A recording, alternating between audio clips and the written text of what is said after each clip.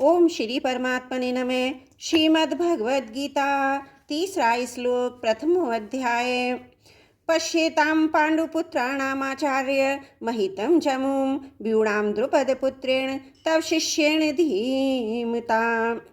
आचार्य द्रोण के लिए आचार संबोधन देने में दुर्योधन का ये भाव मालूम देता कि आप हम सबके कौरवों पांडवों के आचार्य हैं। शस्त्र विद्या सिखाने वाले होने से आप सबके गुरु हैं, इसलिए आपके मन में किसी का पक्ष या आग्रह नहीं होना चाहिए।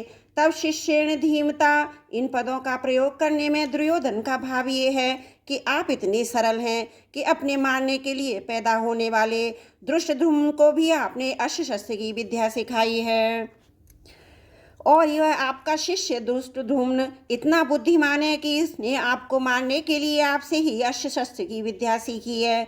द्रुपद पुत्रेण, ये पद कहने का आशय है कि आपको मारने के उद्देश्य को लेकर ही द्रुपद ने आज औपयाज नामक ब्राह्मणों से यज्ञ करवाया, जिससे धृष्टद्युम्न पैदा हुआ। वही द्रुपद पुत्र धृष्टद्युम्न आपके सामने प्रतिपक्ष में सेनापति के रूप में खड़ा है। यद्यपि दुर्योधन यहाँ द्रुपद पुत्र के स्थान पर धृष्टद्युम्न भी कह सकता है। तथापि द्रोणाचार्य के साथ द्रुपद जो वैर रखता था, उस वैर भाव को याद दिलाने के लिए दुर्योधन यहाँ द्रुपद पुत्रेण शब्द का प्रयोग करता है। अब वैर निकालने का अच्छा मौका है। पांडुपुत्राणाम एताम व्यूढ़ां महतीम चमुम पश्य, द्रुपद पुत्र के द्वारा पांडवों की इस व्यूहाकार खड़ी हुई बड़ी भारी सेना को देखिए।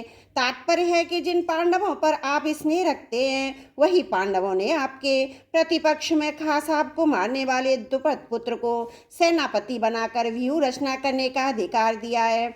अगर पांडव आपसे स्नेह रखते तो कम से कम आपको मारने वाले को तो अपनी सेना का मुख्य सेनापति नहीं बनाते, इतना अधिकार तो नहीं देते। परंतु सब कुछ जानते हुए भी उन्होंने उसी को सेनापति बनाया है।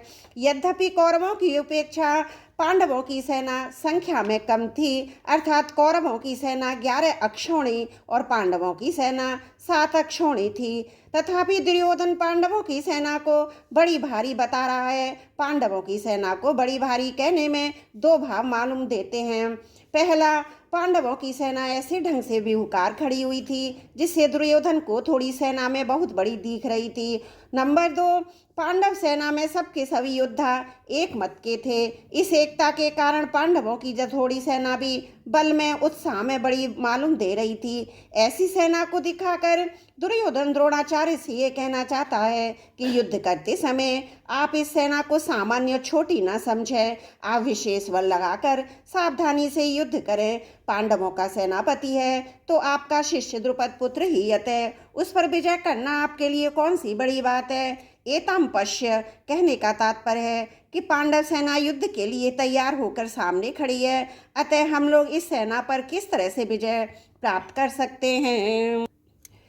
पश्येतां पाण्डुपुत्राणामाचार्य महितिं चमुं व्यूढ़ां द्रुपदपुत्रेण तव शिष्येण धीमता। त्रुटियों के लिए क्षमा चाहती हूँ। वसुदेव सुतं देवं कंस चारुणमर्दनं देवकी परमानंदं कृष्णं वन्दे जगद्गुरुं, कृष्णं वन्दे जगद्गुरुम्।